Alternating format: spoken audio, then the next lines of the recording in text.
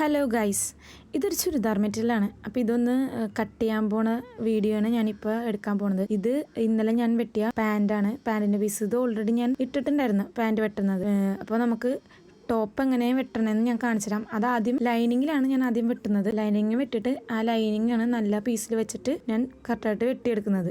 ആദ്യം തന്നെ ഇത് നാലായിട്ടൊന്ന് ഫോൾഡ് ചെയ്ത് വെച്ചിട്ടുണ്ട്. ഇത് ലൈനിങ് തുണി ആയതുകൊണ്ട് ലെങ്ത്ത് ഞാൻ ടോട്ടൽ ലെങ്ത്തിൽ നിന്നും 2 ഇഞ്ച് കുറച്ചാണ് ഈ ലൈനിങ് ഞാൻ എടുത്തിരിക്കുന്നത്. ആദ്യം കൈക്കുഴി നമുക്കൊന്ന് അടയാളപ്പെടുത്താം. കൈക്കുഴി എത്രയാണോ അതിൻ്റെ 2/1 ഭാഗം താഴേക്കൊന്ന് അളന്ന് ഞാൻ ഒരു ലൈൻ വരച്ച് വെച്ചിട്ടുണ്ട്. ചെസ്റ്റിൻ്റെ അളവൊന്ന് അടയാളപ്പെടുത്താം. അതിനുവേണ്ടി ചെസ്റ്റ് എത്രയാണോ അതിനോട് 4/1 ഭാഗം എടുക്കുക. അതിനോട് തയ്യൽത്തുമ്പ് നമ്മൾ ആഡ് ചെയ്തിട്ട് അതാണ് ഇപ്പോൾ ചെസ്റ്റിൻ്റെ അളവ് ആയിട്ട് എടുക്കുന്നത്. ഇനി നമുക്ക് അടുത്തത് ഷോൾഡർ അളക്കാം. ഷോൾഡർ എത്രയാണോ അതിൻ്റെ 2/1 ഭാഗമാണ് ഞാൻ ഇവിടെ എടുക്കുന്നത്. അതൊന്ന് അടയാളപ്പെടുത്താം. ഏറ്റവും മേളിൽ ഫോൾഡ് വന്നിരിക്കുന്ന അവിടെ നിന്നാണ് കേട്ടോ ഞാൻ അളന്നെടുത്തേക്കണത്. അത് മനസ്സിലാവും. ഇതിൽ ഞാനിപ്പോൾ മടക്കി വെച്ചേക്കണ കാണുമ്പോൾ മനസ്സിലാവും. അപ്പോൾ അതുപോലെ തന്നെ താഴെ കൈക്കുഴിയുടെ അവിടെ നമ്മൾ ലൈൻ വരച്ചിട്ടുണ്ട്.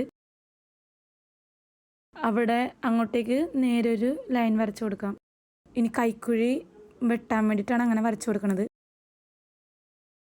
അപ്പോൾ ഒരു 2 ഇഞ്ചിലും 1 ഇഞ്ചിലും അടയാളം വെച്ച് കൊടുത്തിട്ട് 2 ഇഞ്ച് ബാക്കിലെ കൈക്കുഴിയാണ്. അങ്ങോട്ടേക്കും കർവ് പോലെ ഒന്ന് വളച്ചൊന്ന് വരച്ചു കൊടുക്കാം.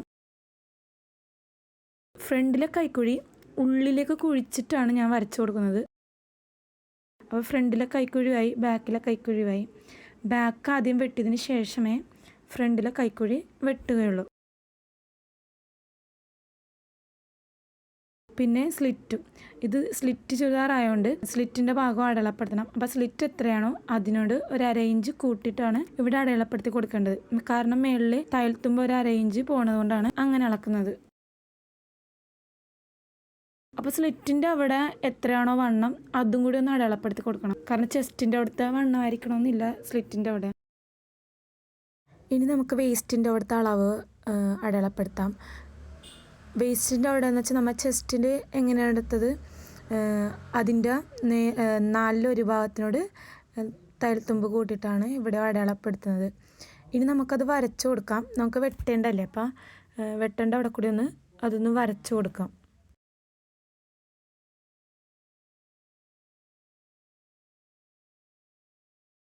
ഇനി നമുക്ക് സ്ലിറ്റ് താഴേക്ക് വരച്ചു കൊടുക്കാം.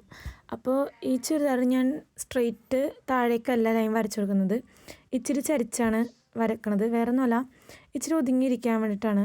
അപ്പോൾ 1.5 ഇഞ്ച് കൂടി വീതി കൂട്ടിയിട്ടാണ് ഞാനിത് താഴേക്ക് വരക്കുന്നത്.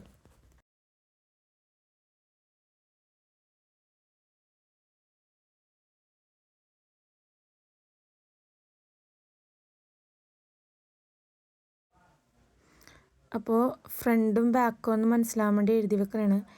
കുഴിച്ച് വെട്ടിക്കണത് ഫ്രണ്ടും ഇച്ചിരി മേളിലോട്ട് കയറ്റി വെട്ടിക്കണത് ബാക്ക് പീസും. ഇനി നമുക്ക് ഈ അടയാളപ്പെടുത്തിയതെല്ലാം വെട്ടിയെടുക്കുക. കറക്റ്റ് ആ വരച്ചിരിക്കുന്ന വരയിൽ കൂടി തന്നെയാണ് വെട്ടിയെടുക്കണത്. പിന്നെ ആ സ്ലിറ്റിൻ്റെ ഭാഗത്തെത്തുമ്പോൾ ഒരു ചെറിയൊരു അടയാളം നമുക്ക് മനസ്സിലാകാൻ വേണ്ടിയിട്ട് ഒരു ചെറിയൊരു കട്ടിങ് ഞാൻ കൊടുക്കുന്നുണ്ട്. ആ കട്ടിങ് ഇടുന്ന അപ്പുറത്തും എല്ലാ തുണിയിലും കറക്റ്റ് സ്ലിറ്റ് വന്ന ഭാഗം ഒന്ന് അറിയാൻ വേണ്ടിയിട്ടാണ് കേട്ടോ. അപ്പോൾ അതൊന്ന് കറക്റ്റായിട്ട് ഒരു അടയാളമായിട്ട് കട്ട് ചെയ്തതിന് ശേഷം ബാക്കി നമുക്ക് എല്ലാം വെട്ടിയെടുക്കാം. ഇതിൽ ഞാൻ കഴുത്ത് അളന്നെടുത്തിട്ടില്ല. കാരണം കഴുത്ത് ഞാൻ ക്യാൻവാസിൽ വെച്ച് തയ്ക്കുകയാണ് ചെയ്യണത്. അതുകൊണ്ട് കഴുത്ത് ഞാൻ ഇതിൽ അളന്ന് വെട്ടുന്നില്ല.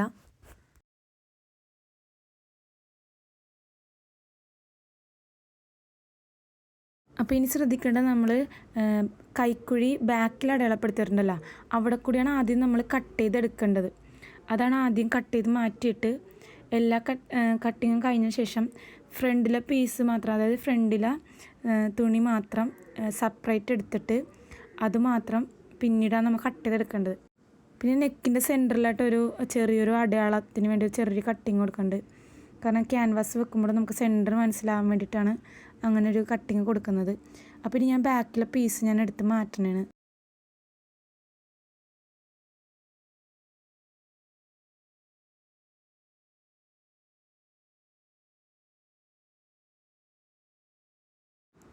ബാക്കിലെ പീസ് ഒന്ന് മാറ്റിയതിന് ശേഷം ഫ്രണ്ടിലെ ആ പീസ് ഒന്ന് കറക്റ്റായിട്ട് വെച്ചിട്ട് അങ്ങോട്ടും ഇങ്ങോട്ടും നിന്ന് തെന്നിപ്പോകാത്ത രീതിയിൽ കറക്റ്റായിട്ട് വെച്ചതിന് ശേഷം നമുക്ക് ഫ്രണ്ടിലെ കൈക്കുഴിയും കൂടി വെട്ടിയെടുക്കാം.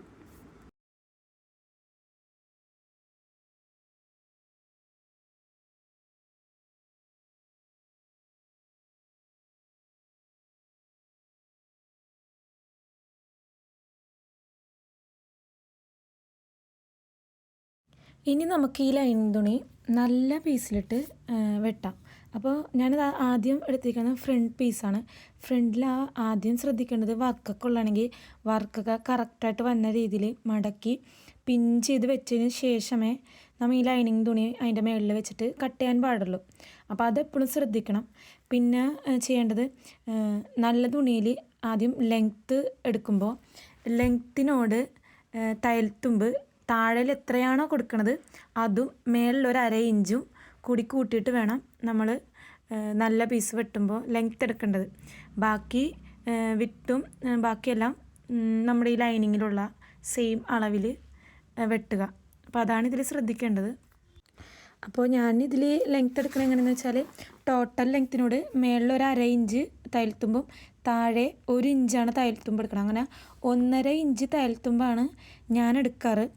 അപ്പോൾ നിങ്ങളെങ്ങനെയാണ് തയ്യൽത്തുമ്പ് എടുക്കണമെന്നുള്ളൊരു അളവിൽ നിങ്ങൾക്കെടുക്കാം. ഇനി നമുക്ക് ആ ലൈനിങ് കറക്റ്റായിട്ട് വെച്ചിട്ട് വെട്ടാം. ഇങ്ങനെ ലൈനിങ് വെച്ചിട്ട് വെട്ടാനൊരു പേടിയാണെങ്കിൽ ലൈനിങ് വെച്ചിട്ട് അതിൻ്റെ മുകളിൽ കൂടി വരച്ച് ശേഷം വെട്ടിയാലും മതി. ഞാനിപ്പോൾ ലൈനിങ് വെച്ചിട്ട് അതിൻ്റെ മുകളിൽ കൂടി കട്ട് ചെയ്തെടുക്കുകയാണ് ചെയ്യണത്. അപ്പോൾ ഇതുപോലെ തന്നെയാണ് നമ്മൾ ബാക്കിലെ പീസും കട്ട് ചെയ്തെടുക്കേണ്ടത്. ബാക്കിലെ പീസ് അതായത് നല്ല തുണി വെച്ചിട്ട് നമ്മളിതിൽ എത്രയാണോ ലെങ്ത്ത് എടുത്തത് എത്രയാണോ അതിൻ്റെ കൂടെ തയ്യൽത്തുമ്പ് കൂട്ടിയത് അത്രയും തന്നെയാണ് ബാക്കിലെ തുണിക്കും എടുക്കേണ്ടത്. എന്നിട്ട് അതിൻ്റെ മുകളിൽ കറക്റ്റ് ബാക്ക് പീസ് വെട്ടിയേക്കണ ലൈനിങ് വെച്ചിട്ട് കറക്റ്റായിട്ട് വെട്ടിയെടുത്താൽ മതി. വീഡിയോ ഇഷ്ടപ്പെട്ടാൽ ലൈക്ക് ചെയ്യുക, ഷെയർ ചെയ്യുക, സബ്സ്ക്രൈബ് ചെയ്യുക. ഇതുപോലത്തെ വീഡിയോകൾ ഇനിയും വേണമെന്നുണ്ടെങ്കിൽ ഒന്ന് കമൻറ്റ് ചെയ്യണേ.